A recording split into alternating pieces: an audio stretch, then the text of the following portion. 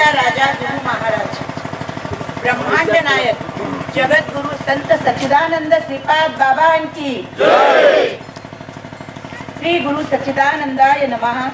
गुरुर ब्रह्मा गुरुर्विष्णू गुरुर्देव महेश्वरा, गुरु साक्षात परब्रह्म सद्गुरु गुरुवे नमः। तस्मै श्री गुरुवे नमः, तस्मै श्री गुरुवे नमः। जयाने घातली भुक्तीची गवांदी, मिळविली मांदी वैष्णवांची। इवलेसे रोप लाविले द्वारी, त्याचा वेगू गेला गगनावरी। मोगरा फुलला मोगरा फुलला, फुले वेचिता अतिभारू कळीयासी आला। मनाची या गुंती गुंफियेला शेला, बाप रखमा देवीवरू विठ्ठले अर्पिला। ज्या इवलेशा रोपाचा वेल गगनापर्यंत पोहोचला आहे, त्या वेलाचा मोगरा फुलून फुलांचा सडा पडलेला आहे। ती फुले वेचून वेचून संपत नाहीत। अशा मोगऱ्याचा वेल लावणारे तुमचे आमचे आम्हा सर्वांचे वैष्णवांची मांदी मिळवणारे, नवे नवे ब्रह्मविद्येचा सुकाळ होऊ दे या जगावरी असे म्हणणारे सद्गुरु सच्चिदानंद श्रीपाद बाबा यांचे अल्पशे चरित्र लिहिण्याचे ज्ञानराज माऊलींच्या कृपेने स्फुरण झाले। बाबांचे चरित्र फार मोठे आहे। बाबांचे चरित्र कोठून चालू झाले हे माहीत नाही आणि कोठे थांबेल हे देखील माहीत नाही। तरी त्यांच्या तुटक तुटक आठवणीचा संग्रह अल्पमतीने करण्याचा प्रयत्न केला आहे। शब्दार्थ प्रभू प्रतिभावंत सद्गुरु सच्चिदानंद श्रीपाद बाबा चव्हाण दीन दुबळ्या जीवाला नीतीने निष्कपट निस्वार्थ भावनेने आधार देणारे एक आचारशील हरिभक्त, स्वतःला पराभूतपणाला लावून आव्हाने स्वीकारून सांस्कृतिक, आध्यात्मिक आणि सामाजिक अन्यायाच्या विरोधात दंड थोपटणारे, कोणत्याही आमिषाला बळी न पडणारे आव्हानवीर होते। बाबांचे तत्वज्ञान म्हणजे भक्ती योगाला फुटलेली ताजी टवटवीत पालवी आहे। बाबांचे आचार विचार हे आमच्या साधकांच्या दृष्टीने निरामय निरागस आदर्श आहेत। बाबांच्यावर आचार विचार हे आमच्या साधकांच्या दृष्टीने निरामय निरागस आदर्श आहे। बाबांच्यावर आमचे इतके उत्कट प्रेम आहे की त्याचा परिणाम म्हणून प्रत्येक साधकाला वाटते की बाबांच्या सारखा आपल्याला पुत्र व्हावा, बाबा आमच्या उदरी यावेत अशी बऱ्याच साधकांच्या मनाला ओढ लागून राहिली आहे। या स्वप्नातून, या आकांक्षेतून आणि या ओढीतून काही साधकांनी स्वाभिमानाने आपल्या मुलांची नावे श्रीपाद असे ठेवण्याचे निश्चित केले आहे।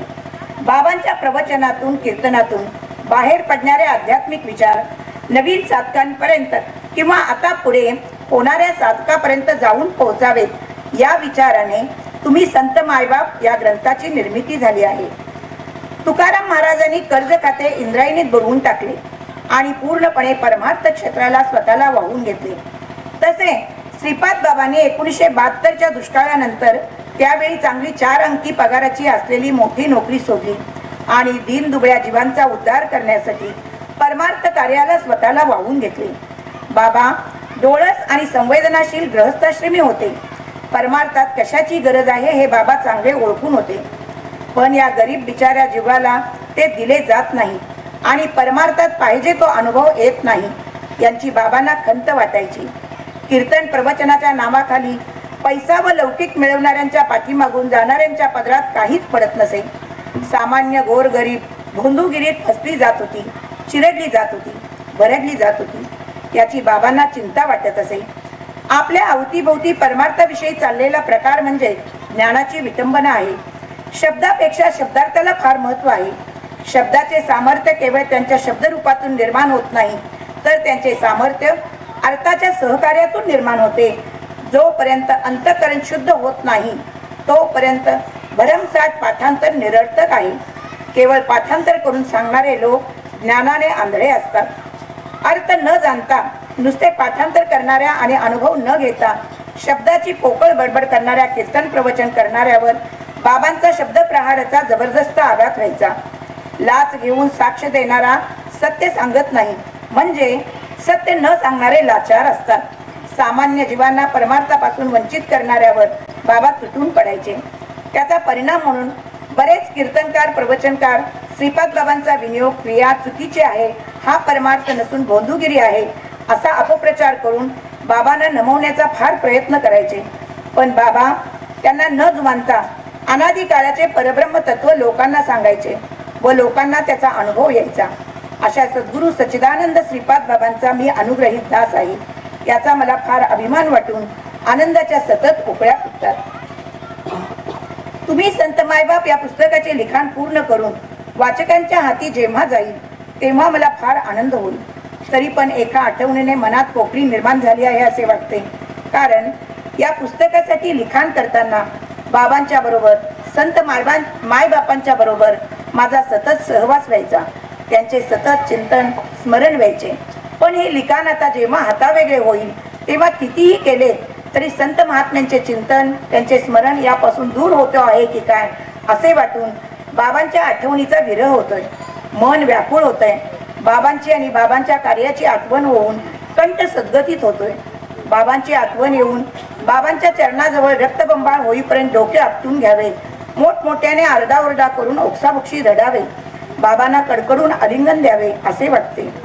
बाबांना आलिंगन देऊन माझी इच्छा पूर्ण करण्यासाठी बाबांना प्रगट होऊन निसर्गाच्या नियमाच्या विरुद्ध असे काही अघटित करावे लागेल आणि तेच तर बाबांना आवडणार नाही.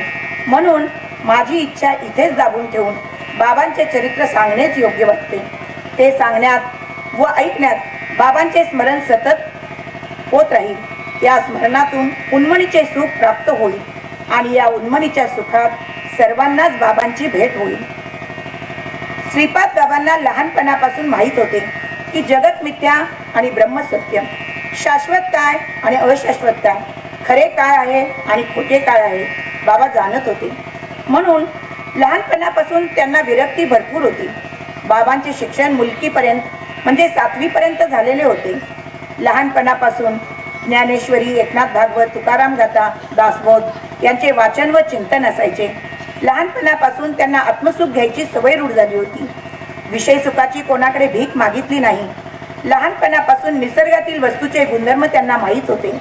10-12 वर्षाचे असताना त्यांच्या गावात एका लग्नाची वरात चालली होती. वराती पुढे बँड ताशा वाजत होता. काही मुलांना त्या वराती पुढे नाचायचे होते. म्हणून अमुक एक गाणे वाजव असे ते वाजंत्र्यांना सांगत होते. परंतु ते वाजंत्रे आपलेच गाणे वाजवत होते. त्यामुळे मुले नाराज झाली होती. बाबांना हा प्रकार समजला. त्या वाजंत्र्यांना अद्दल घडवायची म्हणून बाबांनी एक मोठी लांब चिंच घेतली आणि त्या वाजंत्र्यापुढे जाऊन त्यांना दाखवून चिंच चोखू लागली. बाबा चिंच चोखतायत हे पाहून वाजंत्र्यांच्या तोंडाला पाणी सुटू लागले. तोंडाला जसे पाणी सुटू लागले तसे त्यांना पिंपाने फुकता येईनात. तोंडातील तुंकी पिंपाण्यात जाऊन बसायची. त्यामुळे पिंपाण्या बंद पडायच्या. बाबांना चिंच खाऊ नको असे ते बराच वेळा सांगू लागले. बाबा काही चिंच खाण्याचा हट्ट सोडेनात आणि वाजंत्र्यांना काही वाजवता येईना. शेवटी वाजंत्रे म्हणाले, तू म्हणतोस तेच गीत वाजवतो पण चिंच खाऊ नकोस. अशा तऱ्हेने वाजंत्री बाबांना शरण आले. सर्व मुलांच्या इच्छेप्रमाणे गीत वाजवू लागले. तसे सर्व मुले मनसोक्तपणे वराती पुढे नाचू लागली. एकदा बाबांना बाहेरगावी जायचे होते. एसटीला फार गर्दी होती. हे पाहून आता एसटी आली की आपला या गर्दी पुढे निभाव लागायचा नाही. पण या एसटीने आपल्याला गेले तर पाहिजे. तेव्हा आता काय करायचे या विचारात असतानाच बाबांच्या लक्षात आले की आपल्याकडे झुणका भाकरीचे गाठोडे आहेत. बाबांनी त्यातून थोडा झुणका काढून प्लॅस्टिकच्या पिशवीत घेऊन त्यात थोडे पाणी घालून काढवून ठेवले. एसटी आल्यावर लोक एसटीतून उतरण्याच्या आधीच चढणाऱ्या लोकांची गर्दी झाली. मागच्या दरवाजातून लोक उतरत होते. तेवढ्यात बाबांनी पुढच्या बाजूने खिडकीतून कालवलेल्या झुणक्याची पिशवी एका सीटवर टाकली. सर्व लोक उतरले. एसटीमध्ये चढणारे लोक आपापली सीट धरू लागले. ज्या सीटवर बाबांनी झुणका टाकला होता त्या सीट जवळ येऊन लोक बॅक करायचे आणि ती सीट सोडून जायचे. ती सीट सोडून एसटी पूर्ण भरली. नंतर बाबा सर्वात मागून एसटीत चढले. सीट जवळ गेले. ती सीट कागदाने स्वच्छ पुसून काढली आणि आरामात खिडकीजवळ बसून बाबांनी प्रवास केला. बाबा आम्हाला नेहमी उपदेश करायचे की डोक्याचा वापर करा, यूज ब्रेन असे म्हणायचे. एकदा गावात निकाली कुस्त्यांचा आखाडा भरला होता. अनेक गावातून पैलवान आले होते. कुस्त्यांसाठी पैलवानांच्या जोड्या जमल्या होत्या. कुस्त्या चालू झाल्या होत्या. पण एक पैलवान असा होता की त्याच्याबरोबर कुस्ती खेळायला कोणी तयार नव्हते. त्याला जोडीला कोणी मिळत नव्हते. श्रीपाद बाबा देखील कुस्त्या पाहण्यास आले होते. त्यावेळी त्यांचे वय 30च्या आसपास होते. माझ्याबरोबर कोणी कुस्ती धरायला तयार नाही. माझ्याशी कुस्ती धरायला घाबरतात. असे म्हणून तो पैलवान उन्मत्त झाला होता.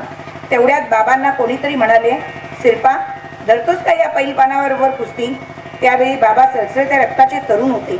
शरीरात ताकद भरपूर होती. 100 किलो वजनाची तांदळाची गोणी सहज उचलून पाठीवर घ्यायचे एवढी प्रचंड शक्ती बाबांच्याकडे होती. पण निरर्थक शक्ती प्रदर्शन बाबांनी कधीही केले नाही. त्यामुळे बाबांच्या शक्तीचा कोणाला अंदाज नव्हता. म्हणून कोणीतरी कुचेष्टेने बाबांना विचारले होते की शिरपा धरतोस का कुस्ती? परिस्थिती पाहून बाबांनी कुस्तीचे आव्हान स्वीकारले.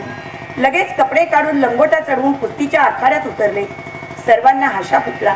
पैलवान जास्तच चौटाळला. थोड्याच वेळात कुस्ती चालू झाली. बाबांनी त्या पैलवानाला पाहिले. 2 डाव खेळू दिले आणि 3रा डाव स्वतः खेळले. एका डावातच नामाच्या जोरावर त्या पैलवानाला बाबांनी पूर्ण चित्त करून सोडले. संपूर्ण मैदानात कडाडून टाळ्या वाजल्या. पैलवानाचे नाक कापल्यासारखे झाले. नामापुढे कोणाचे काहीच चालत नाही हे बाबांनी दाखवून दिले. कुस्तीच्या आखाड्यात जसे त्या पैलवानाला चित्त केले तसे परमार्थाच्या आखाड्यात देखील बाबांनी बऱ्याच कीर्तनकारांना चित्त केले. कोणाला घोडे लावले, कोणाला फासावर दिले, पण कोणीही तक्रार केली नाही. यावरून बाबा नटखट, खोडकर आणि खिलाडू वृत्तीचे देखील होते हे समजते. बाबांना लहानपणापासून निसर्गात काय घडते, निसर्गात आपण कसे वागले पाहिजे, परमार्थ म्हणजे काय, परमार्थ कसा केला पाहिजे याचे ज्ञान होते. सद्गुरू कृपेशिवाय आपल्याला परमार्थ करता येत नाही हे बाबा जाणून होते. म्हणून सद्गुरू कोठे व कोठे भेटतील याचा विचार करायचे. बाबांच्या घराण्यात गुरु करून घेण्याची परंपरा होती. बाबांच्या आई वडिलांनी नाथपंथी गुरु करून घेतला होता, पण त्यात विनियोग नव्हता. बाबांच्या वडिलांचे म्हणणे होते की आपल्या शिरपाने देखील गुरु करून घ्यावा, पण तुळशी माळ घालण्यास वडिलांचा विरोध होता. आपल्या वडिलांच्या आग्रहाने बाबांनी देखील त्या नाथपंथी साधू करून कानपुक्या मंत्र घेतला. मंत्र तोच माऊलींचा अनुग्रह होता, पण त्यात खाण्यापिण्याचे बंधन नव्हते, कोणता विनियोग नव्हता. शास्त्रात सांगितल्याप्रमाणे आत्मप्रचिती किंवा आत्मानुभव काही येत नव्हता. बाबांनी ओळखले यात काही तथ्य नाही. त्यामुळे बाबा असमाधानी होते. ते रात्रंदिवस बैचेन व्हायचे, अस्वस्थ व्हायचे आणि मग ज्ञानेश्वरी, एकनाथ भागवत, तुकाराम गाथा, दासबोध यांना कवटाळून बसायचे. जेथे कीर्तन प्रवचन असेल तेथे जाऊन एका कोपऱ्यात बसून कीर्तन प्रवचन ऐकायचे. ज्ञानेश्वरी, एकनाथ भागवत, दासबोध यामध्ये जसे सांगितले आहे तसा मेळ बसतो का पाहायचे. सांगणाऱ्यांचा आणि शास्त्राचा कुठेही मेळ बसत नव्हता. त्यामुळे बाबांची अवस्था वाईट झाली. हा विषय मिळत नाही म्हणून बाबा दुःखी व्हायचे. माझी अशी भाग्यदशा कधी येईल देवा, आता मी काय करू, अशी भगवंताकडे, माऊली ज्ञानराजाकडे धाक मागायचे. देवा, यातून मला काही मार्ग दाखव. मला माझ्या सद्गुरू माऊलींचे भेट घालून दे. पाण्याशिवाय पाण्याबाहेर मासा जसा तळमळतो तसे बाबा सद्गुरू कधी व कोठे भेटतील म्हणून तळमळू लागले. बाबांच्या मूळ गावी खरडे गावात हरिनाम सप्ताह चालू झाला. त्या सप्ताहानिमित्त बंडोबा बाबा व केरोबा बाबा यांचे सर्वसामान्य माणसांच्या रूपात आगमन झाले. या 2 महाराजांची प्रवचने व कीर्तने होऊ लागली. त्यांची प्रवचने ज्ञानेश्वरी, एकनाथ भागवत, गाथा यांना धरून होती. आत्मप्रचितीची खात्री मिळायची. प्रवचनातून महावाक्याचे महत्त्व व कार्य सांगितले जायचे. बाबा मन लावून ऐकत होते. बाबांना विषय पटत होता. त्या अखंड हरिनाम सप्ताहामध्ये केरोबा बाबांचे कीर्तन सुरू झाले. बाबा एका कोपऱ्यात बसून कीर्तन ऐकत होते. केरोबा बाबांच्या मुखातून संतांचे तत्वज्ञान जसेच्या तसे बाहेर पडत होते. ते तत्वज्ञान बाबांच्या अंतःकरणात चांगलेच घुसत होते. असे होता होता वर्माला वर्म भेटून केरोबा बाबांचे शब्दब्रह्म ऐकून ते अर्जुने मोठके ऐकले आणि सुखकी भय दुनावले. हे नेनोपरी कापिन्नले सर्वांग तयाचे, सखोलपणे वळली मोठ तैसेची जोडले कर संपू आणि वेळोवेळा ललाट चरणी केली. अशी बाबांची अवस्था होऊन बाबा मूर्छित होऊन पडले. या श्रीपादाला चक्कर आली वाटतं, असे काही लोक म्हणू लागले. कोणी कांदा आणण्यासाठी तर कोणी पाणी आणण्यासाठी धावू लागले. पण केरोबा बाबांनी बरोबर ओळखले. केरोबा बाबांना फार आनंद झाला. आई आपल्या रडत्या तान्या बाळाकडे धावत जाते तसे केरोबा बाबा श्रीपाद बाबांजवळ गेले. बाबांना शांत केले. गुरु शिष्याची भेट झाली. केरोबा बाबांनी आपल्या शिष्याला पोटाशी धरले. श्रीपाद बाबांना देखील फार आनंद झाला. श्रीपाद बाबा केरोबा बाबांना शरण गेले आणि नम्रतेने म्हणाले, मी अनाथ अपराधी आहे, मला आपल्या पदरात घ्या, मी तुम्हाला शरण आलो आहे. केरोबा बाबांना आज सच्चित भेटला म्हणून फारच आनंद होऊन श्रीपाद बाबांना पोटाशी कवटाळून दिले. मनसोक्त आलिंगन दिले. हृदय हृदय एक झाले, हे हृदयचे ते हृदय घातली, द्वैत न मोडता आपणा ऐसे केले अर्जुना. केरोबा बाबांनी श्रीपाद बाबांना तुळशी माळ घातली आणि माऊलींचा अनुग्रह दिला. श्रीपाद बाबांना जन्म आल्याचे सार्थक होऊन फार आनंद झाला. फार दिवसापासून ज्याची मी वाट पाहत होतो ते आज मला मिळाले. आज फिटले माझे कोडे बहुत जन्माचे साकडे, कोंदाटले पुढे परब्रह्म सावळे, असे वाटून बाबांना राहून राहून आनंदाच्या उपळ्या फुटू लागल्या. बाबांना पूर्वी सर्व विषय माहीत होता, फक्त संतांच्याकडून अनुग्रह म्हणजे महावाक्याचा बोध नव्हता. त्यामुळे सगळे मुसळ तेरात वाटत होते. पण आज ती इच्छा पण पूर्ण झाली. केरोबा बाबांच्या कृपेने श्रीपाद बाबा कीर्तन प्रवचन करू लागले. पण श्रीपाद बाबांच्या वडिलांना आपल्या श्रीपादाने माळ घातली आहे, त्याने दुसरा गुरु करून घेतला आहे हे माहीत नव्हते. 5-6 महिने असेच चालले होते. एकदा असेच गुरु आज्ञेनुसार बाबांवर प्रवचन करण्याची वेळ आली. बाबा प्रवचन करीत होते तेव्हा तेथे हजर असलेल्या बाबांच्या वडिलांना समजले की श्रीपादाने माळ घातली आहे, तो प्रवचन कीर्तन करतो, त्याने दुसरा गुरु करून घेतला आहे.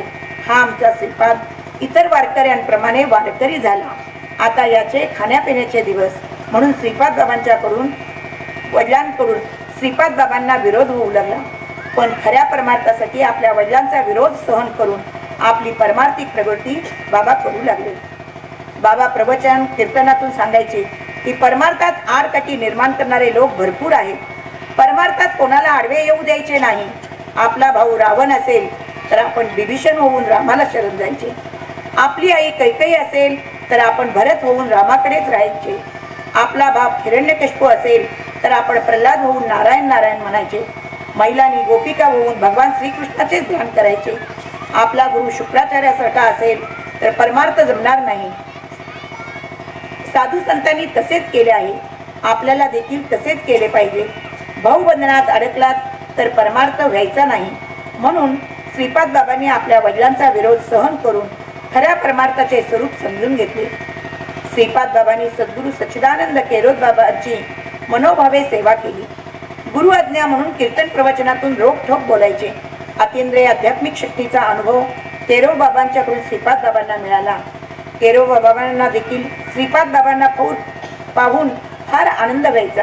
शिष्य असावा तर असा श्रीपादासारखा असे केरोबा बाबांना वाटायचे. श्रीपाद बाबा एक प्रमाण आहेत, एक चांगले परिपूर्ण माप आहेत. ते माप मोठ्या मापात देखील बरोबर बसते व लहान मापात देखील बरोबर बसते. ते कसे तर सद्गुरू कसे असावेत तर श्रीपाद बाबांसारखे. शिष्य कसा असावा तर केरोबा बाबांचा शिष्य श्रीपाद बाबांसारखा. आपले वडील कसे असावेत, शेजारी पाजारी कसे असावेत तर श्रीपाद बाबांसारखे. आपला मुलगा, बाप, आजोबा, नातू कसे असावेत तर श्रीपाद बाबांसारखे. शत्रू देखील श्रीपाद बाबांसारखा असावा. म्हणजे बाबांना कोणतेही माप लावा ते आवडीचे माप असेल. बाबांनी सर्व म्हणजे शिष्य, गुरु, आई, वडील, शेजारी, बाप, मुलगा, नातू, पती या सर्व भूमिका केल्या. या सर्व आदरणीय नायकांच्या भूमिका केल्या. रावणाचा शत्रू राम, कंसाचा शत्रू श्रीकृष्ण, तसे बाबांनी शत्रू म्हणून देखील भूमिका केली. बाबांच्या सारखे सर्वांना जमत नाही, ते फक्त बाबांनीच करावे. बाबांनी माणसे जोडली आणि ती टिकवली. बाबांनी वैष्णवांची मांदी मिळवली. बाबांनी कोणामध्ये उणेपणा पाहिला नाही.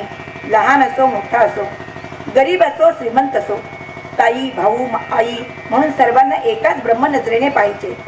काही वेळा आपले साधक दुसऱ्या साधक बंधूंची बाबांच्याकडे तक्रार सांगायचे. बाबा प्रत्येकाचे म्हणणे ऐकून घ्यायचे. सांगणाऱ्याकडे बाबा शांत मुद्रेने एक कटाक्ष टाकायचे. बाबांच्या डोळ्यात तेज होते. त्या तेजाने सगळा संभ्रम दूर व्हायचा. मी देखील असाच संभ्रमात येऊन एकदा एकाची तक्रार सांगू लागलो. तेव्हा बाबांनी माझ्यावर एकच अशी काय नजर टाकली की मी भयभीत झाल्यासारखा झालो. उलट मला पश्चाताप झाला. तेव्हापासून मला दुसऱ्याचे वाईट काहीच दिसत नाही. मला समजून आले की प्रकृती गुणधर्मानुसार प्रत्येकाचे कर्म वेगवेगळे असते. तिकडे आपण पाहायचे नाही. बाबांच्या कृपेमुळे त्या संभ्रमातून मी मुक्त झालो. प्रत्येक साधकाला वाटायचे बाबांची माझ्यावर जास्त कृपा आहे, पण तसे काही नाही. बाबांनी प्रत्येकावर सारखीच कृपा केली आहे.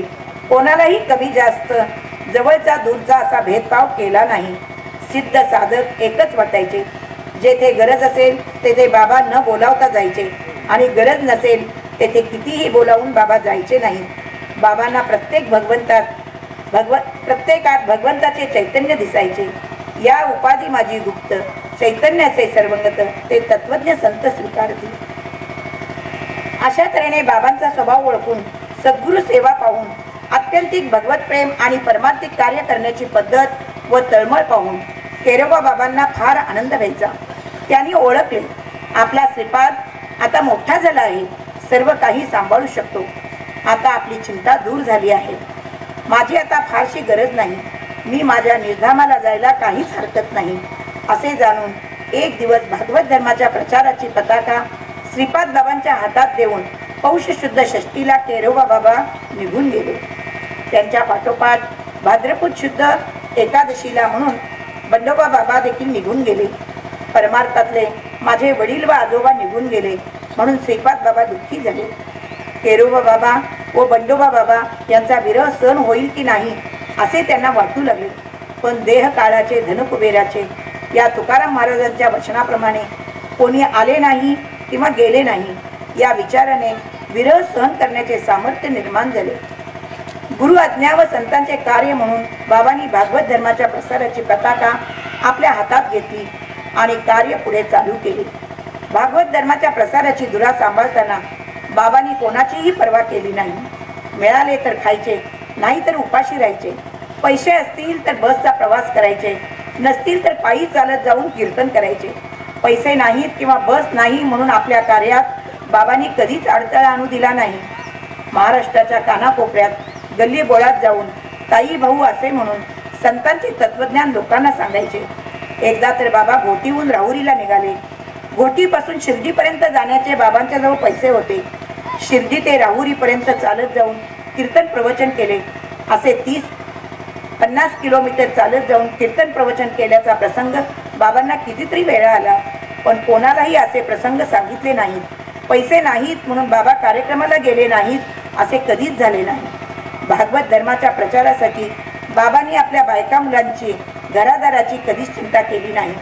बाबा म्हणायचे, प्रपंचात मी आंधळा आहे आणि तुम्हाला माहीत आहे की आंधळ्याच्या गायी देव राखतो. बाबा एका गोडाऊनमध्ये हिसाब तपास ठेवण्यासाठी कामाला होते. एकदा त्या गोडाऊनमध्ये काही मालमत्ता गायब करून बाबांना गोट्यात आणण्याचा काही लोकांनी प्रयत्न केला. पण बाबांनी प्रसंगावधान ओळखून चोरी होणारा माल पकडून दिला. परमार्थात व्यत्यय आणणाऱ्या भ्रष्टाचार खात्यात मला नोकरी करायची नाही असे म्हणून चांगल्या पगाराची नोकरी बाबांनी ताबडतोब सोडून दिली. पुन्हा दुसरी कोणतीही नोकरी न करता सर्वस्वी स्वतःला परमार्थात वाहून घेतले. आता बाबांना नोकरी नाही, घरही नाही. मग बाबा एका मोठ्या घराच्या बाजूला मोठ्या गटारावर, जेथे भटकी कुत्री डुकरे सुद्धा जाणार नाहीत, तेथे गोणपाटाचे खोपट बांधून राहू लागले. ते खोपट गटारावर असल्याने पावसाळ्यात वरून पाणी व खालून गावातील सर्व गटारांचे पाणी. उन्हाळ्यात खोपटात भरपूर ऊन, आजूबाजूला सगळे हागणदारी. अशा दुर्गम ठिकाणी बाबांचा प्रपंच चालू झाला. 4-5 मुले, आपण नवरा बायको आणि नोकरी नाही, त्यामुळे अन्न म्हणायची पाळी आली. मातोश्रीनी कोणाच्या तरी घरी कपडे, भांडी धुणे, पापड करणे, दळणे, काढणे अशी कामे करून मिळेल तेवढ्यात मुलांना सांभाळायचे. प्रपंचाची अशी दशा झाली आहे. मुले अन्न म्हणतात, त्याचे बाबांना काहीच वाटत नसे. त्यांनी लोकांना तत्वज्ञान सांगण्याचा आपला सपाटा चालूच ठेवला. आईने अशी परिस्थितीत बाबांना फार मोठी साथ दिली. आईने परमार्थासाठी, जनहितासाठी बाबांच्याकडे पत्नी हट्ट म्हणून कधीही केला नाही. आईने प्रपंचाचा भाग सांभाळला आणि बाबांनी परमार्थाचा भाग सांभाळला. बाबांची आर्थिक व प्रापंचिक परिस्थिती इतकी वाईट होती, पण आपली प्रापंचिक दशा अशी झाली आहे म्हणून कोणालाही रडगाने सांगितले नाही, कोणाकडे हात पसरला नाही. भिकाऱ्याला दान दिल्याप्रमाणे काही लोक द्यायचे. बाबा संकोच न मानता ते घ्यायचे. बाबांची मुले अन्न वस्त्र म्हणत बाबांच्या घराभोवती डुकरी कुत्री कावळे फिरत. बाबांचा प्रपंच दिसायला जरी फाटका असला तरी बाबांच्या पोटात फार सुख, समाधान, आनंद वाटायचा. गटाराच्या घाण पाण्यातून सुगंध यायचा. बाबांच्या पोपटाभोवती डुकरे कुत्री कावळे फिरायची. ती हरणे, गायी, मोर वाटायची. कारण बाबांच्या पोपटात पंढरीचे दैवत नांदत होते. ते पाहणाऱ्याला चर्मचक्षुने दिसत नव्हते, त्याला दिव्य ज्ञान दृष्टीचीच गरज होती. बाबांना आपल्या सद्गुरू माऊलीचे सतत स्मरण व्हायचे. सद्गुरू माऊलींचे स्मरण अनावर होऊन, आत्यंतिक प्रेम निर्माण होऊन बाबांना आपल्या माऊलीबद्दल अभंगवाणी सुचत. काही पदे तयार होत असत. त्यातील काही पदे आपल्या डायरीत लिहून ठेवत असत. बाबांच्या डायरीत बाबांना सुचलेल्या पदापैकी काही अभंग, गवळणी, विरहणी भरपूर होत्या. बाबा ती डायरी वरचेवर काढून वाचत असत. त्यातील पदे म्हणत असत. 3-4 वर्षापूर्वी बाबांची डायरी यशवंत भाऊंना अनपेक्षितपणे वाचायला मिळाली. त्यातील पदे वाचून यशवंत भाऊ बाबांना म्हणाले, बाबा, तुमचे ही लिखाण पुस्तकांच्या रूपाने प्रकाशित करूया. तेव्हा बाबा म्हणाले, भाऊ, हे काव्य प्रकाशित करशील तर प्रेमापोटी लोक पुस्तक विकत घेतील, पैसा भरपूर मिळेल, व्यवसाय चांगला चालेल. तेव्हा हे प्रकाशित करणाऱ्याच्या भानगडीत पडू नको. असे म्हणून बाबांनी ती डायरी कोठे ठेवून दिली आहे ती अजूनपर्यंत सापडत नाही. यशवंत भाऊ त्या डायरीचा शोध घेत आहेत, पण अद्याप ती डायरी सापडली नाही. बाबा म्हणायचे, पैशासाठी परमार्थ करायचा नाही. व्यवसाय, कामधंदा चांगला चालण्यासाठी परमार्थाचा वापर कधीच करायचा नाही. परमार्थ हे स्वतंत्र खाते आहे. बाबांनी परमार्थाचा वापर पैसे मिळवण्यासाठी केला असता तर बाबांना पैसे भरपूर मिळाले असते. पण बाबांनी तसे केले नाही किंवा त्यांच्या सानिध्यात येणाऱ्यांनाही तसे करू दिले नाही. काही केले तरी प्रकृती ती प्रकृती, ती किती दिवस साथ देणारी. बाबा रिकाम्या पोटाने घसा सुकेपर्यंत ओरडून ओरडून लोकांच्या प्रेत संतांचे तत्वज्ञान सांगायचे. त्यामुळे आतडी सुकली, घसा कोरडा पडू लागला. बाबांचे शरीर अशक्त झाले, अन्न पाणी जाईना. त्यामुळे शरीराला फार थकवा आला.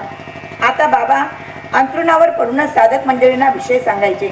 बाबांची अशी अवस्था पाहून बाबा आता आपल्याला अर्धवट सोडून जातात की काय, अशी डोंबिवलीतील साधक मंडळींना भीती वाटू लागली. म्हणून बाबांना आग्रह करून डॉक्टरकडे जाण्यास तयार केले. साधक मंडळींच्या विनंतीला मान देऊन साधक हट्ट पूर्ण करण्यासाठी बाबा डॉक्टरांकडे जाण्यास तयार झाले. डॉक्टरांनी पोटाचा, घशाचा एक्सरे काढून पाहिला आणि बाबांच्या साधक मंडळींना बोलावून सांगितले, पोटाचा अल्सर व घशाचा कॅन्सर झाला आहे. ऑपरेशन केल्याशिवाय गत्यंतर नाही.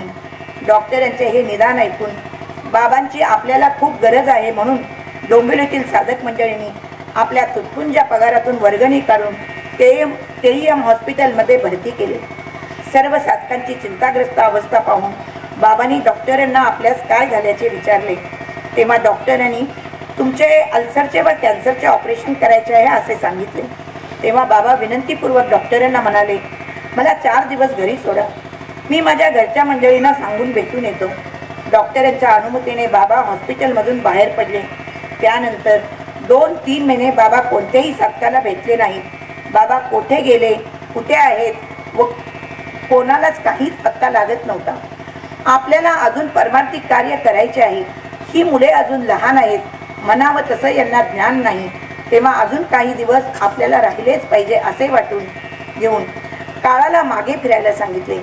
काळाला सांगितले की तुझे शरीर आहे, तू नेण्यासाठी आला आहेस, तू तुझ्या कामात तत्पर आहेस, तुझ्या कामाबद्दल मला आनंद वाटतो, तरी पण आणखी थोडे दिवस थांब. संतांचे कार्य अपूर्ण राहायला नको. योग्य वेळेस मी स्वतःहून तुला आमंत्रण देईन. संतांची ही शिरसावंदी आज्ञा मानून काळ देखील मागे फिरला. बाबांनी योग बळावर आपला आजार तसाच दाबून ठेवला. अल्सर कॅन्सरची सर्व लक्षणे काढून घेतली आणि तब्बल 3 महिन्यांनी आपल्याला काही झालेच नाही अशा स्थितीत बाबा प्रकट झाले. सर्व साधकांना फार आनंद झाला. साधकांनी पुन्हा बाबांना डॉक्टरांच्याकडे नेले. डॉक्टरांनी बाबांना पुन्हा तपासून पाहिले. कोणताच आजार नाही, सर्व काही ओके आहे असे डॉक्टर म्हणाले. डॉक्टरांनी पूर्वीचे व आत्ताचे एक्सरे पाहिले. पूर्वीच्या एक्सरेमध्ये अल्सर व कॅन्सर दिसतो आणि आत्ताच्या एक्सरेमध्ये काहीच आजार दिसत नाही. डॉक्टरांनी आश्चर्य व्यक्त केले आणि विचारले, तुम्ही कोणते औषध घेतलेत? धन्य आहात तुम्ही. डॉक्टरांची धन्यता घेऊन केम हॉस्पिटलमधून बाबा बाहेर आले. ते जोमाने कार्यास लागले. त्यातच बाबांच्या तत्वज्ञानाला कडाडून विरोध करणारे, असा कधी परमार्थ असतो का असे म्हणणारे आणि बंकट स्वामींचे शिष्य म्हणून घेणारे गुरुवर्य रामदास बाबा देखील आता बाबांना येऊन मिळाले. श्रीपाद बाबा व रामदास बाबा यांची जोडी चांगली जमली. कार्यक्रम असेल ते शेष नारायणाची किंवा नरनारायणाची ही जोडी असायची. रामदास बाबांमुळे श्रीपाद बाबांना मोठा आधार वाटू लागला. आता श्रीपाद बाबांचे प्रवचन व रामदास बाबांचे कीर्तन व्हायचे. ज्ञानयोग आणि भक्तियोग यांचा संगम झाला. ज्ञानराज माऊलींची आणि नामदेवांची भेट झाली तशी श्रीपाद बाबा व रामदास बाबांची भेट होऊन ज्ञान आणि भक्तीला पूर आला. दोघांनी मिळून गाव आणि गल्लीबोळ सगळा पिसून काढला. जवळजवळ 10 लाख जीवांचा उद्धार झाला. कार्यक्रमाला फारच जोर आला. गावोगावी खेळोपाडी हरिनाम सप्ताह, वैष्णव मेळावे होऊ लागले. साधक मंडळी, वैष्णवांची मांदी भरपूर जमा झाली. जिकडे तिकडे बाबांचा जय जयकार होऊ लागला. बाबांचे उदो उदो होऊ लागला. तसे पाखंड्याच्या पोटात फारच दुखू लागले. बाबांना खाली खेचण्याचा, बाबांना बदनाम करण्याचा जोर वाढला. बाबांना पोलीस स्टेशनमध्ये खेचले. पोलीस स्टेशन देखील बाबांची दखल घेत नाही म्हणून बाबांच्यावर कोर्टात दावा केला. तेथे सुद्धा या पाखंड्यांचे काही चालले नाही. वारकरी संप्रदायामधील नामांकित लोकांनी देखील बाबांच्या बद्दल तक्रार केली. राज्य पातळीवरून बाबांच्यावर दबाव आणण्याचा प्रयत्न केला. वसंतदादा पाटील मुख्यमंत्री पदावर असताना त्यांच्या कानावर बाबांची तक्रार गेली. त्यांना बाबांचे तत्वज्ञान स्वभाव माहीत होते. ते देखील म्हणाले, हा घोटीचा बुवा सांगतो तेच खरे आहे, त्याच्या नादाला कोणी लागू नका. बाबांना ज्या ज्या मार्गाने अडथळा आणता येईल त्या मार्गाने प्रयत्न झाले, पण त्यांच्या प्रयत्नाला यश आले नाही. आरडाओरडा करून, सर्व तऱ्हेने प्रयत्न करून काही होत नाही म्हणून सर्वांनी हात टेकले. आता बेधडक सर्वांच्या साक्षीने कार्यक्रमात जोर आला. सर्व साधक मंडळींना बाबा म्हणजे साक्षात परब्रह्म असा अनुभव येऊ लागला. प्रत्येक साधकाला वाटायचे बाबांनी माझ्या घरी यावे. प्रत्येक साधकाला वाटायचे बाबांनी माझ्या पाठीवरून हात फिरवावा. प्रत्येक गोपिकेला वाटायचे की श्रीकृष्णाने माझ्याबरोबर रास क्रीडा करावी. श्रीकृष्णाने प्रत्येक गोपिकेची इच्छा पूर्ण केली. तसे बाबांनी देखील प्रत्येक साधकांच्या घरी जाऊन प्रत्येक साधकांच्या पाठीवर हात फिरवून त्यांची इच्छा तृप्त केली. बाबा साधकांच्या घरी जायचे. लहान मुलांना अत्यंतिक प्रेमाने जवळ घ्यायचे. त्यांचे मुके घ्यायचे. लहान मुले बाबांच्या अंगाखांद्यावर खेळायचे. धन्य ते बालगोपाळ जे बाबांच्या अंगाखांद्यावर खेळले. धन्य ते आई वडील ज्यांच्या मुलांनी बाबांच्या मांडीवर बसून मजा केली. बाबा 8-10 वर्षाच्या मुलांना जवळ घेऊन ताई किंवा भाऊ म्हणून तू कितवीला आहेस असे विचारायचे. तेव्हा ती मुले म्हणायची 5वी, तर कुणी म्हणायची 6वी, तर कुणी 7वी. ज्या वर्गात असायचे त्या वर्गाचे नाव सांगायचे. तेव्हा बाबा म्हणायचे, बाळ तुला गुरुजींचा गू काढता येतो का? तुझ्या गुरुजींनी तुला गुरुजीतला गू काढायला शिकवला की नाही? बाबांचा व मुलांचा हा संवाद ऐकणाऱ्याला विनोद वाटायचा, पण त्यात तत्वज्ञान असायचे. 9-10 वर्षाच्या मुलीला जवळ घेऊन बाबा त्या मुलीला गाणे म्हणायला शिकवायचे. ते गाणे असे असायचे, मुंबई सारखे शहर, पुण्यात पाहिजे घर, नवरा बॅरिस्टर, दागिने डबाभर, एवढे असेल तर बोली कर, नाही तर गचांदी मारते रस्ता धर. बाबांचे हे गाणे विनोदी वाटायचे, पण त्यातून साधकांना संदेश असायचा की तुम्हाला परमार्थ करायचा असेल तर या पद्धतीने करा. दुसऱ्याचे कर्म बघायचे असेल तर चालते व्हा. आम्हाला संप्रदाय वाढवायची गरज नाही. तो अनादिकालचा आहे, तो अखंडित आहे. त्याला कोणी बाधा किंवा व्यत्यय आणू शकत नाही. संप्रदायासाठी काही करू नका, तुमच्यासाठीच तुम्ही करा. तुम्ही परिपूर्ण व्हा. संप्रदायासाठी काळजी करू नका. संप्रदाय तुमच्यासाठी आहे, त्याचा तुम्ही पुरेपूर फायदा घ्या, असा संदेश बाबांचा असायचा. चालता बोलता बाबांच्या मुखातून संदेश उपदेश बाहेर पडायचा. बाबांचा गुह्यात्मक संदेश ज्यांना समजला ते धन्य झाले. बाबांचा संदेश ज्याने ऐकला ते सुद्धा धन्य झाले. बाबा एकदा म्हणाले, तुम्ही स्कूटरवर बसून जाता, त्या ज्या स्कूटरवर बसून जाता तिला चालू करण्यासाठी लाता मारता. मग सांगा तुम्ही इमानी की बैमानी? तुमचा 5 लाखाचा बंगला आहे, त्याला 5,000चा दरवाजा आहे. त्या दरवाजाला 50 रुपयाचे कुलूप आहे आणि 50 पैसे किमतीच्या चावीने कुलूप बंद होते व उघडते. मग सांगा येथे तुमच्या बंगल्याची राखण 50 पैसे किमतीची चावी करते आणि ती चावी तुमच्या खिशात असते. अशा तऱ्हेने बाबांच्या एका शब्दातून आणि अक्षरातून आमचा रमाकांत प्रगट व्हायचा. बाबा कीर्तनात गंधगोळ्याचा दृष्टांत अगदी हावभाव करून सांगायचे. डाव्या हातावर थोडे पाणी घेऊन उजव्या हाताने डाव्या हातावर गंध उघडायचे आणि म्हणायचे, होतं नव्हतं तेवढं वाटोळं झालं. बोटाने गंध घ्यायचा आणि नाकाच्या शेंड्यापासून ते पार कपाळावरून डोक्याच्या शेंडीपर्यंत बोट न्यायचे आणि म्हणायचे, लई भाग्याचा होतो म्हणून वाचलो. पुन्हा बोटाने गंध घ्यायचे आणि गळ्याभोवती लावायचे आणि म्हणायचे, यापूर्वी मी अनेक लोकांच्या केसाने गळे कापले. पाठीवर व पोटावर गंध लावून म्हणायचे, आता पाठीवर मार पण पोटावर मारू नका. आणि शेवटी दोन्ही दंडावर गंधाचे पट्टे ओढून म्हणायचे, आता हिम्मत असेल तर ये दोन हात पुढे करायला. बाबांच्या दृष्टांतातून आम्हा सात्यांना संदेश असायचा. आतापर्यंत माझे तुझे म्हणून संसार करून तुमचे सगळे वाटोळे झाले आहे.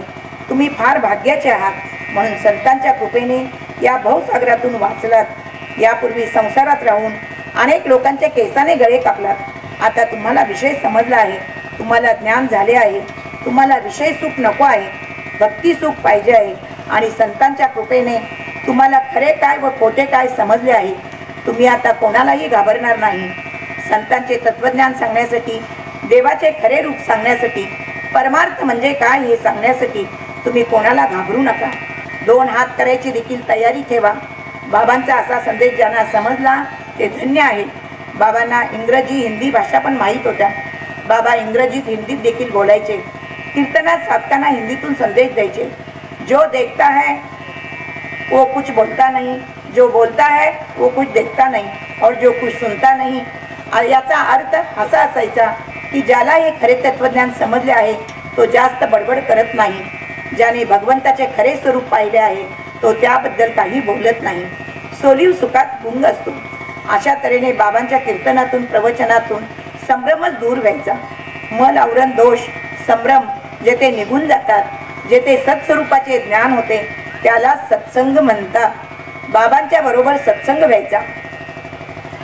भक्त प्रल्हादाने खांबात देव पाहिला, नामदेवरायांनी कुत्र्यात, तर एकनाथ महाराजांनी गाढवामध्ये देव पाहिला, तुकोबारायांनी भूतामध्ये देव पाहिला.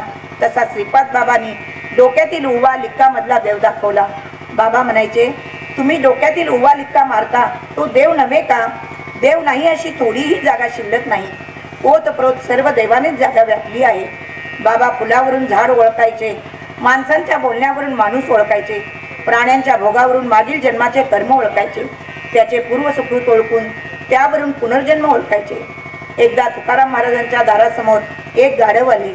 तुकाराम महाराजांनी त्या गाढवाकडे पाहिले. त्या गाढवाचा पूर्वजन्म ओळखला. हरिनाम विसरली गाढव कुंभाराची झाली. तसे जिजाईला म्हणाले, आवले तुझी आई आली आहे तेव्हा तिला काही देतेस का पा? आई आली आहे म्हणून जिजाईला आश्चर्य वाटून त्या बाहेर आल्या. कोठे आहे माझी आई असे विचारू लागल्या. तसे तुकाराम महाराजांनी त्या गाढवाकडे बोट करून दाखवले. जिजाईला खरे वाटेना म्हणून तुकाराम महाराजांनी त्या गाढवाला सासूबाई मामी म्हणून हाक मारली. तसे ते गाढव धावतच जवळ येऊन उभे राहिले. मान व शेपूट हलवू लागले. मनुष्य देहात असताना देवाचे नाम घेतले नाही, भगवंताचे भजन केले नाही, त्यामुळे गाढवाची योनी प्राप्त झाली आहे. त्याचा पश्चाताप होऊन डोळ्यात पाणी तरळू लागले आणि केविलवाण्या नजरेने तुकाराम महाराज व जिजाबाईकडे पाहू लागले. श्रीपाद बाबांचे नगर जिल्ह्यात एका गावी रात्री कीर्तन झाले आणि सकाळी स्नान संध्या आटोपून सत्संग देण्यासाठी बाहेर अंगणात बसले होते. थोड्या वेळाने एक ग्रस्त बैल घेऊन शेतात जात होता. बाबा दिसले म्हणून बाबांचे दर्शन घेण्यासाठी बैलाला तसाच सोडून बाबांच्याकडे आला. बाबांचे दर्शन घेऊन तेथेच थांबला. बाबांचे बोलणे चालूच होते. बाबा बोलत बोलत बाहेर उभा असलेल्या बैलाकडे पाहून म्हणाले, हा जो बैल आहे तो गेल्या जन्मात यांच्या घरचा मालक होता. तो या भाऊचा वडील होता. तत्वाची ओळख करून न घेतल्यामुळे वासना शिल्लक राहिली. त्यामुळे पुन्हा बैलाचा देह धारण करून यांच्याच घरात त्यांना यावे लागले आहे. बाबांचे हे शब्द बाबांच्या आजूबाजूला बसलेली मंडळी ऐकत होती. तसेच तो बैल देखील ऐकत होता. बाबांचे हे शब्द बैलाने ऐकल्याबरोबर तो बैल गरकन मान फिरवून बाबांच्याकडे पाहत राहिला आणि तत्वाची ओळख करून न घेतल्यामुळे काय प्रायश्चित मिळते, कोणते भोग भोगायला लागतात हे आठवून त्या बैलाच्या डोळ्यातून अश्रू टिकू लागले. तुकाराम महाराजांनी गाढवाला ओळखले, तसे श्रीपाद बाबांनी बैलाला ओळखले. श्रीपाद बाबा संत विभूती आहेत हे बैलाने देखील ओळखले आणि बाबांच्याकडे मनसोक्तपणे पाहत राहिला. बाबांच्या दर्शनाने तो बैल धन्य झाला. आळेपट्ट्याजवळ बोरी म्हणून गाव आहे. त्या गावात बाबा कार्यक्रमात गेले होते. एका शेतकऱ्याच्या घरात बाबांचा मुक्काम होता. बाबा बोरीला वरच्यावर जायचे तेव्हा त्या शेतकऱ्याच्या घरीच मुक्कामाला असायचे, कारण त्या घरातील सर्व मंडळी बाबांचे चाहते होते. ते शेतकरी भाऊ आपल्या बैलांना घराच्या बाहेरच दावण करून बांधून ठेवत असत. त्या बैलापैकी एक बैल फार मालका होता. तो आपल्या मालकाशिवाय कोणाला जवळ येऊ द्यायचा नाही. त्या दिवशी बाबांच्या मनात काय आले कोण जाणे. त्या मालक्या बैलाच्या दिशेने बाबा जाऊ लागले. तसे त्या बैलाचा मालक ओरडून बाबांना सांगू लागला, बाबा तो बैल फार मारका आहे, त्या बैलाकडे जाऊ नका. पण बाबा त्या बैलाच्या मालकाच्या आवाजाकडे लक्ष न देता सरळ त्या मारक्या बैलाकडे गेले आणि काय भाऊ कसे काय चालले असे म्हणून त्या बैलाचा वाशिंड सोडून पाठीवरून हात फिरवू लागले. तसा तो बैल आरामात रवंत करत उभा राहिला. बाबांच्या स्पर्शाने त्याला फार आनंद होत होता. त्याला धन्यता वाटत होती, कारण त्या बैलाने बाबांना ओळखले होते. मुके प्राणी बाबांना चांगले ओळखून होते. आम्ही मात्र बाबांना ओळखण्यास फारच दिरंगाई केली. बाबा त्रिकाल ज्ञानी सर्वगुण संपन्न होते. भगवान श्रीकृष्णांनी एका करंगळीने गोवर्धन पर्वत उचलला आणि सर्व गोपाळांना काट्या बांबू घेऊन टेकू लावण्यास सांगितले. तसे सर्व गोपाळांनी केले. पण गोपाळांना वाटू लागले की हा पर्वत आमच्या सर्वांच्या काठी बांबूच्या आधाराने उचलला गेला आहे. आमच्या काठ्या बांबूच्या आधारानेच हा पर्वत वर राहिला आहे. तसे बाबा सर्व काही स्वतः करायचे, पण आम्हा सर्व साधकांना वाटायचे की आमच्या मदतीने सर्व काही होत आहे. साधक व गावची ग्रामस्थ मंडळी वैष्णव मेळाव्याचे अखंड हरिनाम सप्ताहाचे नियोजन करायचे. पण बाबांच्या कृपेने सर्व काही व्यवस्थित व्हायचे. काय भाऊ काय चाललंय, काय काम आहे का असे म्हणत मेळाव्यात स्वयंपाक करतात त्या ठिकाणी बाबा सहज जायचे आणि तयार झालेल्या व तयार होणाऱ्या अन्नपदार्थावर सहज कृपादृष्टी टाकायचे. त्यामुळे त्या अन्नाला गोडी यायची व अन्नाचा भरपूर पुरवठा व्हायचा. कितीही माणसे जेवली तरी अन्न कमी पडायचे नाही व अन्नाची नासाडी देखील व्हायची नाही. मेळाव्याचे नियोजन करणाऱ्या मंडळींना कधीच आर्थिक घाटा यायचा नाही. अन्नदानासाठी भरपूर खर्च करून देखील पुढील मेळाव्यासाठी पैसे शिल्लकच राहायचे. तेव्हा आमच्या व्यवस्थित नियोजनाने कार्यक्रम व्यवस्थित पार पडतो असे आम्हा साधकांना वाटायचे. बाबांना सर्व रिद्धिसिद्धी प्राप्त होत्या, पण त्या रिद्धिसिद्धीचे बाबांनी कधीच प्रदर्शन केले नाही आणि आपल्या साधकांना देखील तसे करू दिले नाही. रिद्धिसिद्धीच्या प्रदर्शनात हित नाही, उलट अधोगती आहे हे बाबांना पक्के माहीत होते. म्हणून बाबा साधकांना ओरडून ओरडून सांगायचे, रिद्धिसिद्धीच्या किंवा चमत्काराच्या पाठीमागे जाऊ नका, तो आपला मार्ग नाही. देवाचे नाम घेणे, देवाचे भजन करणे, भगवंताच्या नामाचे पोवाडे गाणे हेच आमचे खरे काम आहे. बाबांना विषय सांगण्यासाठी प्रवचन कीर्तन करण्यासाठी कधीच कंटाळा आळस यायचा नाही. एकटे असतील तर ताबडतोब आत्मस्वरूपात लीन होऊन जायचे. मला झोप लागत नाही अशी त्यांची तक्रार कधीच ऐकायला मिळाली नाही.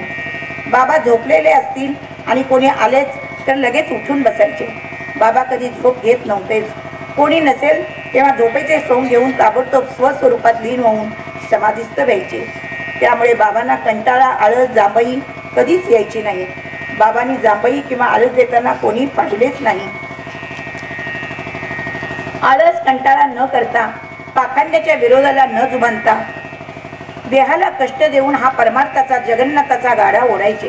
हा परमार्थाचा गाडा ओढत असताना मुखाने म्हणायचे, अवघाची संसार सुखाचा करीना, आनंदे भरीन तिन्ही लोक, जाईन गे माये तया पंढरपुरा, भेटेन माहेरा आपुलिया. माऊली ज्ञानराजांच्या या अभंगाप्रमाणे बाबा हा संसार करत होते. परमार्थाची गुढी आळंदीपर्यंत ओढून आणून माऊलींच्या गुढीत मिळवली. आळंदीत आल्यावर आपल्या बऱ्याच साधकांची इच्छा झाली की आळंदी क्षेत्रात आपली एक धर्मशाळा असावी. साधकांचे मायबाप श्रीपाद माऊलीने साधकांच्या इच्छेस अनुमती दिली आणि आळंदीत 28 गुंठे जागा घेऊन भव्य दिव्य अशी धर्मशाळा बाबांनी उभी केली. महाराष्ट्राच्या व महाराष्ट्राच्या बाहेरील कानाकोपऱ्यातून साधक मंडळी या धर्मशाळेत येऊ लागली. 1995 साली माऊली ज्ञानराजांच्या समाधी सोहळ्यात कार्यक्रम ठेवला होता. त्यात रोज सकाळी ज्ञानेश्वरी पारायण, कीर्तन, प्रवचन, हरिपाठ, भजन, काकडा सर्व काही भरपूर कार्यक्रम झाले. लोकांना परमार्थाचा अनुभव येऊ लागला. माऊलींच्या मंदिरापासून आमची धर्मशाळा गावाबाहेर 2-3 किलोमीटर दूर चाकण रोडवर हनुमानवाडीजवळ आनंदाश्रम म्हणून प्रसिद्ध आहे. आळंदीत बरीच मंडळी आनंदाश्रमाकडे येऊ लागली. आमच्या आनंदाश्रमाचा मंडप 20-25 हजार मंडळींनी भरलेला असायचा.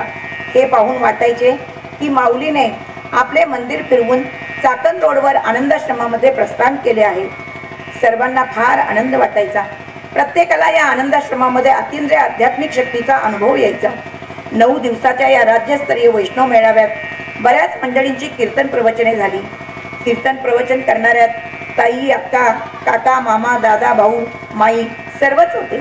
या वैष्णव मेळाव्यात शहाण्यानी, मूर्खांनी, मुके, आंधळे, बहिरे, ज्ञानवृद्ध, तपस्वी, योगी सर्वांनी कीर्तन प्रवचन केले. सिद्ध, साधक, अनुभवी, महानुभवी बऱ्याच मंडळींनी कीर्तन केले. कीर्तन प्रवचन करता येत नाही असे म्हणणारा एकही साधक नव्हता. कोणालाही उभे केले की तो कीर्तन करायचा, कोणालाही व्यासपीठावर बसवले की तो प्रवचन करायचा. पैठणमध्ये माऊलींनी एका रेड्यामुखे वेद बदवून घेतला, त्याप्रमाणे बाबांनी या मतिमंद अज्ञानी जीवाकडून कीर्तन प्रवचन करवून घेतले. 9 दिवसात बाबांनी हे सर्व डोळा भरून पाहिले, कान भरून ऐकले. आपली लेकरे आता किती मोठी झाली आहेत, माझ्या लेकरांना आता बरेच काही समजले आहे असे बाबांना वाटून अत्यंतिक आनंद वाटू लागला. आणि त्याचबरोबर दुसऱ्या बाजूने बाबांना शकून होऊ लागले. ज्ञानराज माऊलींची हाक ऐकू येऊ लागली. बाबांना समजले माझे कार्य आता पूर्ण होत आले आहे. 20-22 वर्षापूर्वी बाबांना काळ घेऊन जाण्यासाठी आला होता, तेव्हा त्या काळाला परत पाठवले होते याची बाबांना आठवण होऊ लागली. अल्सर व कॅन्सर आता दाबून ठेवले आहेत याची जाणीव झाली. काळाने व आजाराने बाबांना चांगली साथ दिली, म्हणून बाबांनी त्यांचे मनपूर्वक आभार मानले व त्यांना बाबा म्हणाले, तुमच्या संमतीने हा परमार्थचा गाडा माऊलींच्या दरबारपर्यंत आला आहे. तुमचे माझ्यावर अनंत उपकार आहेत असे म्हणून बाबा जाण्याच्या तयारीत लागू लागले.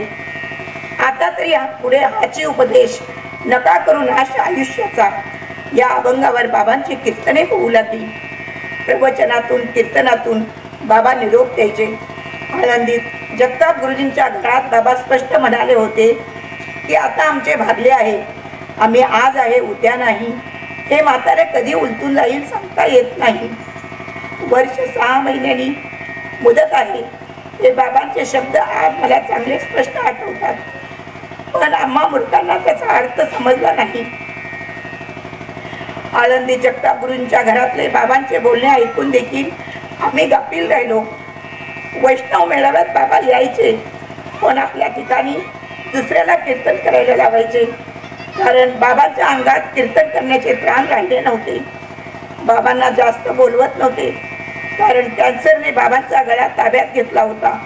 अंग चांगले ठणकायचे, पायात पिंढ्याचे गोळे यायचे, पिंढ्यात गोळे यायचे, तळ पायाची आग व्हायची. शरीराला भयंकर थकवा, अशक्तपणा आला होता. म्हणून बाबा आता कोणत्याही वैष्णव मेळाव्यात गेले तर नुसते अंथरुणावर पडून असायचे, कारण बाबांनीच काळाला, आजाराला आमंत्रण देऊन बोलावून घेतले होते. म्हणून काळाने व आजाराने बाबांचे दिव्य शरीर पूर्ण ताब्यात घेतले होते आणि मनसोक्तपणे बाबांच्या शरीराशी क्रीडा करत होते. आम्ही हे सर्व पाहत होतो, पण आम्हाला काही दिसत नव्हते, काही समजत नव्हते. दुसऱ्याला समजेल किंवा जाणवेल असे कधी बाबांनी दाखवून दिले नाही. मूर्खासारखे आम्ही बाबांना विचारायचो, बाबा कशी काय तब्येत आहे? तेव्हा बाबा म्हणायचे, मी ठीक आहे, सुखरूप आहे, माझी काळजी करू नका, तुम्हाला जे सांगितले आहे ते विसरू नका. या शरीराचा भोग आहे ते त्याला भोगू द्या, तुम्ही माझी काळजी करू नका, मला विसरा, पण तुम्हाला मिळालेल्या नामाला विसरू नका. असा शेवटपर्यंत बाबा संतांचा निरोप देतच राहिले. असे करत करत 1997 सालीचा आळंदीतील वैष्णव मेळावा आला. बाबा देखील हजर झाले. यावेळेस बाबांनी सर्वांच्यावर वेळेचे बंधन घातले होते. सकाळचा काकडा, त्यानंतर 9 ते 10 पारायण, 1-2 चक्री कीर्तने, नंतर महाप्रसाद, थोडा आराम, त्यानंतर प्रवचन, हरिपाठ, रात्रीचा महाप्रसाद, नंतर 9 ते 11 कीर्तन अशी कार्यक्रमाची रूपरेषा तयार केली. सर्व साधकांनी देखील वेळेचे बंधन पाळले. बाबा मेळाव्यात यायचे. एका बाजूला बसून आपली लेकरे किती छान कीर्तन प्रवचन करतात ते ऐकायचे. येणाऱ्यांना दर्शन द्यायचे. कासवीप्रमाणे सर्वांवर दृष्टिक्षेप करून तृप्त करायचे. दृष्टिक्षेप केल्याचा प्रत्येकाला अनुभव यायचा. बाबांचे बोलणे एकदमच कमी झाले होते. वैष्णव मेळावा झाला. बाबा भोवतीला आले. ते आता पूर्ण अंतरून धरून राहिले. जेवण, खाणे, बोलणे पूर्ण बंद झाले. त्यातूनही बोलण्याचा प्रयत्न करायचे, पण आजाराच्या पूर्ण अधीन झाल्यामुळे आजार त्यांना बोलू देत नव्हता. आई सांगायच्या की तुमच्या बाबांच्या तोंडातून रोज बादली कप पडायचा. बाबांना नाशिकला हॉस्पिटलमध्ये ॲडमिट करून सलाईन लावले होते. हे थोड्या वेळाने बाबांना समजले. बाबांनी ते सलाईन स्वतःच काढून टाकले आणि स्वतःला घरी घेऊन जाण्यास सांगितले. बाबांना आता घरी आणले. बाबा म्हणायचे, मला येथून कुठे हलवू नका, मला येतेच राहू द्या. कारण बाबांना माहीत होते की आपल्याला बरीच साधक मंडळी भेटायला येणार. आपल्या साधकांना त्रास होऊ नये म्हणून घरीच राहण्याचा हट्ट करत होते. बाबांना भेटण्यासाठी रोज नामधारकाची रांग लागायची. साधक बाबांना बोलवण्याचा प्रयत्न करायचे. बाबा मन हलवून पुण्याने सर्व काही सांगायचे. बाबांना आता काहीच बोलायला येत नव्हते. तोंडातून आवाज काढता येत नव्हता. बाबांना फारच अशक्तपणा येऊन बाबांचे शरीर शुष्क कोरडे होऊन फक्त हाडांचा सांगाडाच दिसत होता. अशा अवस्थेतही काही साधक मंडळी बाबांना विचारायचे, बाबा तुम्हाला पुढे काय दिसते? बाबांना काहीच बोलता येत नव्हते. तरी देखील त्यातून सांगायचे की सगळे सुंदर देवाचेच रूप दिसते. बाबांना जास्त झाले आहे, बाबांना बोलता येत नाही, बाबा काही खात पीत नाहीत असा आम्हाला निरोप आला. तसे 6 जानेवारी 1998 रोजी बाबांना भेटण्यास आम्ही घोटीला गेलो. बाबा पूर्णपणे झोपून होते. आमच्याशी काही न बोलता अंथरुणावर झोपूनच पुण्याने आम्हाला बसायला सांगितलं. डोळे भरून आम्ही बाबांना पाहत राहिलो. बाबांच्या हातापायाला स्पर्श करून पाहिला. बाबांचे तळपाय स्पंजासारखे भुसभुशीत मऊ लागायचे. ते पाहून आम्हाला अत्यंतिक दुःख झाले. बाबा आता पुन्हा आम्हाला भेटणार नाहीत याची खात्री झाली. घोटीतून डोंबिवलीला येण्यासाठी आमचे पाय तयार होईनात. बाबांनी आम्हाला पुण्याने सांगितले की आता तुम्ही डोंबिवलीला जा, माझी काही काळजी करू नका आणि नामाला विसरू नका. आम्ही जाताना बाबांनी अंथरुणातून दोन्ही हात जोडून आम्हाला नमस्कार केला आणि सर्वांना नामाचा निरोप दिला. बाबांनी दोन्ही हात जोडून नमस्कार केला. त्यातून आम्हाला चांगले जाणवले की बाबांचा हा आम्हाला शेवटचा नमस्कार आहे. आमचे अंतःकरण भरून आले. कंठ दाटून आला. मोठ्याने टाळू फोडून ओरडावे असे वाटू लागले. बाबांना कडकडून मिठी मारावी असे वाटू लागले. बाबा आता तुम्ही कधी भेटणार व कोठे भेटणार असे विचारावे असे वाटू लागले. पण बाबांच्या आवाजासारखा आमचा देखील आवाज बसल्यासारखा झाला. काय करावे काय बोलावे ते समजेना. डोंबिवलीला जावे की घोटीतच पडून राहावे ते काहीच सुचेना.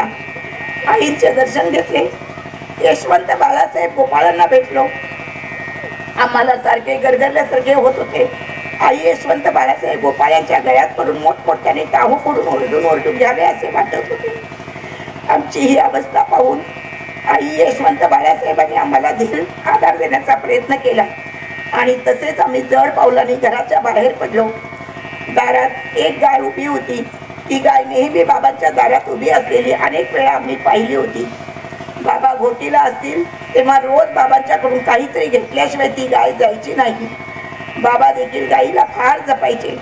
बाबांना पाहून गाईला देखील फार आनंद व्हायचा.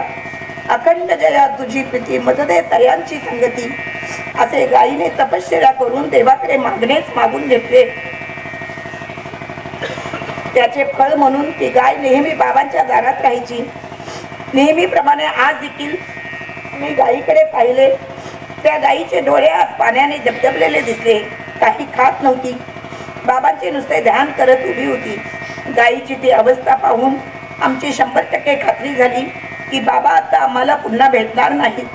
धन्य ती गाय जी बाबांच्या दारात सतत पडून राहायची. बाबांचा लळा लावून घेतला होता. घोटीहून डोंबिवलीला येण्यासाठी आमचे पाय उचले ना, पण बाबांची आज्ञा म्हणून आम्ही कसे तरी डोंबिवलीला आलो. डोंबिवलीत आमचे लक्ष लागेना. घोटीकडून कधी काय निरोप येतो याकडे सतत आमचे लक्ष होते. बाबांची वेळ संपत आली. बाबा आता काहीच हालचाल करत नव्हते. बाबांना जास्त झाले आहे म्हणून घाटकोपरची साधक मंडळी घोटीला आली. त्यांनी आईंच्या परवानगीने निर्णय घेतला की बाबांना मुंबईला नेऊन औषधोपचार करायचा. गाडी करून बाबांना घाटकोपरला आणले. झाडाचे पान आता पूर्ण पिकून गळून पडण्याच्या स्थितीत आहे. फक्त आता कशाचा तरी धक्का लागण्याचे निमित्त पाहिजे होते. ते निमित्त मिळाले. गाडीतून सावकाश काहीही त्रास न होता बाबांना घाटकोपरला आणण्याचा प्रयत्न केला. बाबांना घाटकोपरला आणून एका साधकाच्या घरी थोडा वेळ ठेवले आणि डॉक्टरांना आणण्यासाठी किंवा हॉस्पिटलमध्ये नेण्यासाठी धावपळ सुरू झाली. घाटकोपरच्या एका ताईने बाबांना आडवे झोपवूनच बाबांच्या तोंडात थोडी पेज व पाणी घातले. बाबांनी तो घोट आत घेतला आणि त्याबरोबरच शेवटचा राम कृष्ण हरी म्हटले. ताईना व आईना वाटले बाबा अजून आहेत, थोडा हात लावून पाहावा म्हणून पाहिले. त्याबरोबर ताईची बोबडी वळली. त्या ताईला काही सांगता येईना, काही बोलता येईना. त्या ताईला काय करावे समजेना. त्या ताईने मोठ्याने बाबा म्हणून हंबरडा फोडला. ताई ओरडू लागली, ओक्साबोक्षी रडू लागली आणि म्हणू लागली, बाबा गेले हो, आमचे बाबा गेले, आमचे दैवत गेले.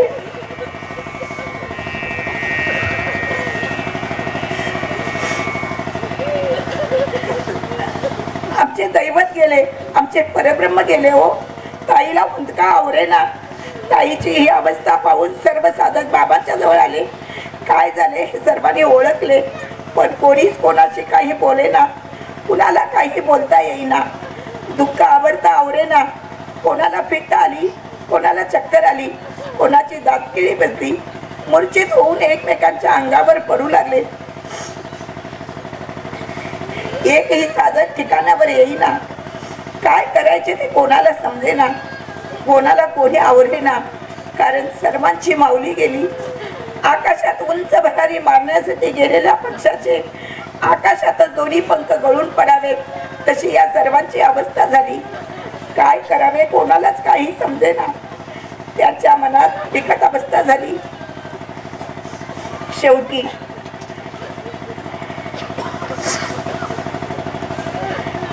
कोणी आला नाही, कोणी गेला नाही. बाबांनी सांगितलेल्या तत्वज्ञानाची आठवण होऊन साधक थोडे थोडे हळूहळू स्वतःला सावरण्याचा प्रयत्न करू लागले.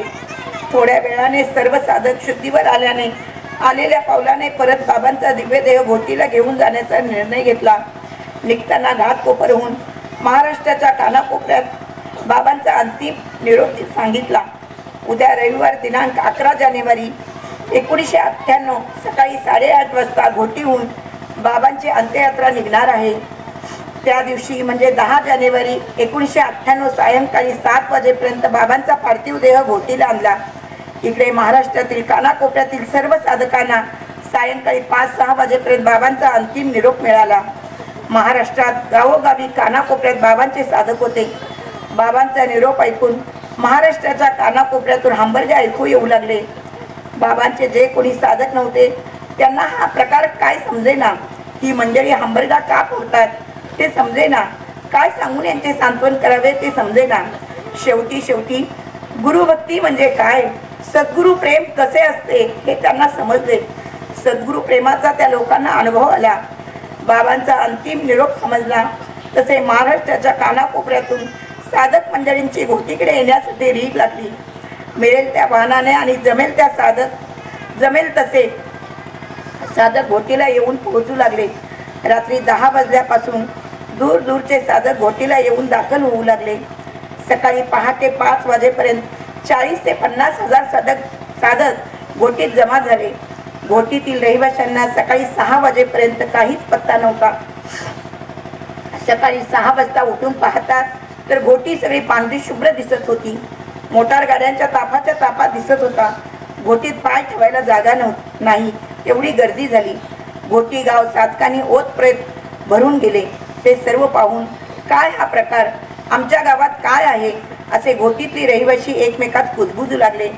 कोणी म्हणायचे या चव्हाणाचा म्हातारा मेला आहे त्यासाठी हे लोक आले आहेत. आतापर्यंत या घोटीच्या रहिवाशांना बाबा म्हणजे चव्हाणांचा म्हातारा वाटत होते.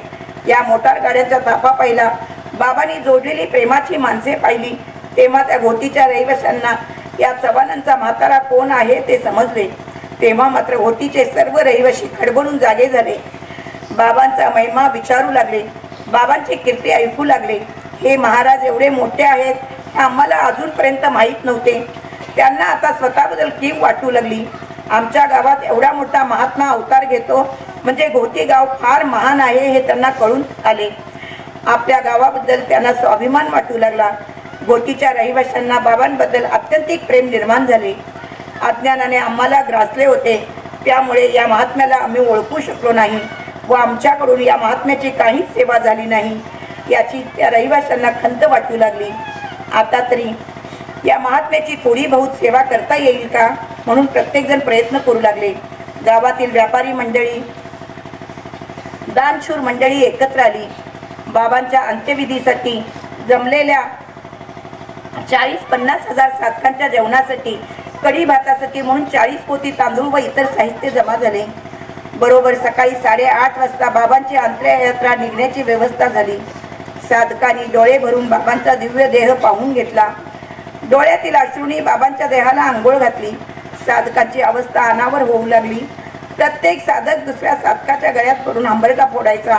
कोण कोणाला भेटतो आहे हे समजत नव्हते. कोण कोणाला आवडतो आहे हे समजत नव्हते. कोण कोणाचे सांत्वन करतो आहे हे समजत नव्हते. शहाणा कोण, वेडा कोण समजत नव्हते. यात जाणते कोण, नेते कोण समजत नव्हते. ज्ञानी अज्ञानी, लहान मोठा, सिद्ध साधक कोण आहे ते काहीच समजत नव्हते. कारण बाबांनी सर्वांना एकाच पातळीत आणून ठेवले होते.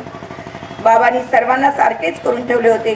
त्यामुळे शहाणा वेडा, ज्ञानी अज्ञानी, जाणता नेमता, सिद्ध साधक असा भेदच राहिला नव्हता. या सर्वांचे बाबा हे एकच दैवत होते. त्यामुळे सगळीकडे बाबा बाबा असा आवाज घुमत होता. 8:30 वाजता अंत्ययात्रा चालू झाली. बाबांच्या घरापासून 4-4.5 किलोमीटर अंतरावर स्मशानभूमी होती. बाबांच्या देहावर सर्वांच्याकडून पुष्पवृष्टी झाली. बाबांचा समाधी रथ पुष्पहाराने सजवला होता. कीर्तनकाराचा पेहराव बाबांच्या देहावर चढवून बाबांचा देह सजवला होता. बाबांचा देह समाधी रथावर ठेवला. निर्वाणीचे अभंग हरिपाठ म्हणत बाबांचा जय जयकार, नामाचा जय जयकार करत 40-50 हजार साधकांच्या लवाजम्याने बाबांचा समाधी रथ गोगलगाईच्या चालीने हळूहळू पुढे सरकू लागला. बाबांच्या समाधी रथाच्या मागून बाबांच्यावर अत्यंतिक प्रेम करणारी गाय देखील येत होती. गाय देखील बाबांच्या समाधी सोहळ्यात सहभाग झाली होती. बाबांच्या समाधी सोहळ्याचे सर्वांनी अनुभव घेतले. ज्ञानराज माऊलींचा समाधी सोहळा आम्हाला पाहायला मिळाला नाही. बाबांनी शेवटी ती सुद्धा आमची इच्छा पूर्ण केली. आकाशातून सूर्य देखील बाबांचा समाधी सोहळा पाहत होता आणि स्वतःला धन्य वाटून घेत होता. तापलेल्या जमिनीवरून पायात काही न घालता साधक बाबांचा जय जयकार करत पुढे सरकत होते. आणि असे करत करत दुपारी 2:30-3च्या सुमारास बाबांचा समाधी रथ स्मशानभूमीजवळ येऊन पोहोचला. शनिवार दिनांक 10 जानेवारी 1998 रोजी पौष शुद्ध त्रयोदशीला दुपारी 2:30 वाजता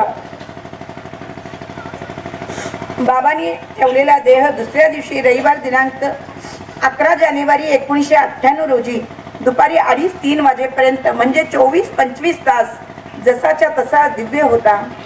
बाबांचा देह फुगला नाही, सुजला नाही किंवा कोणता वासही नाही. असा तेजपुंज ताजा तवाना बाबांचा देह चंद्राच्या लाकडावर ठेवला. आता बाबांचा देह सर्वांच्या दृष्टीआड होणार होता. बाबांचा हा दिव्य देह आता दिसणार नाही म्हणून सर्व साधकांनी मौन वृत्ती धारण केली होती. काहींच्या डोळ्यातून अश्रूच्या धारा वाहत होत्या तर काहींचे डोळे आता कोरडे पडले होते. प्रत्येक साधक बाबांना आठवून आपल्या अंतःकरणात साठवून ठेवण्याचा प्रयत्न करत होता. प्रत्येक साधकाच्या अंतःकरणात बाबा ओतप्रेत भरून राहिले होते. बाबा मोठे महान होते म्हणून सर्वांच्या अंतःकरणात ओतप्रेत भरून देखील शिल्लक राहिले होते. आता चंदनाच्या लाकडावर ठेवलेल्या बाबांच्या दिव्य देहाला मंत्र उच्चार करून अग्नी संस्कार केला. अग्नीने बाबांचा देह ताब्यात घेतला. साधकांनी बाबाने मोठ्याने बाबा बाबा म्हणून हंबरडा फोडला. सर्वांच्या समक्ष बाबांचा देह हळूहळू नाहीसा झाला. बाबा आता सर्वस्वी ब्रह्मजी झाले. गेले दिगंबर ईश्वर विभूती, राहिल्या त्या कीर्ती जगा माझी असे म्हणत आम्ही मात्र आता फक्त बाबांच्या कीर्तीचे पोवाडे गाण्यासाठी मागे उरलो आहोत. बाबांच्या कीर्तीचे पोवाडे कोणत्याही आणि कितीही तोंडाने गायले तरी सांगून संपणार नाहीत. म्हणून तुकाराम महाराजांच्या अभंगाने बाबांची कीर्ती सांगण्याचे थांबवतो.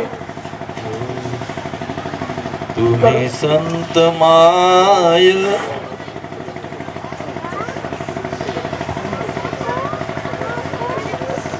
सगळ्यांना फुलं मिळाली का? मध्ये मध्ये द्या आणि एकमेकाने एकमेकाला द्या. एकाने सगळ्यांना वाटत बसू नका. मध्ये मध्ये एका एकाच्या हातावर ठेवा, आजूबाजूला त्याने देव देश आणि धर्मासाठी विश्वात्मके देवे.